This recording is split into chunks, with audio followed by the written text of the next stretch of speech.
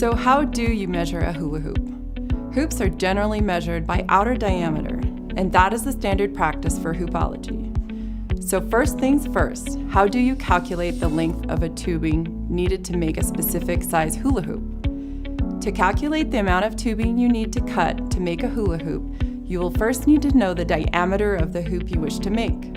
For example, if you want to make a 34-inch hoop, you will take the number 34 and multiply by pi, which is 3.14, to get the outer circumference of 106.76 inches.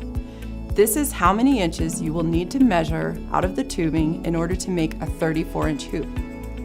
Please keep in mind that it is a good idea to measure slightly over so that you have room to make a clean connection.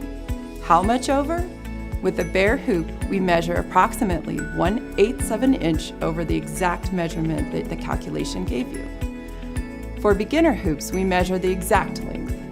For taped performance hoops, we measure 1.5 inches longer than what the calculation is.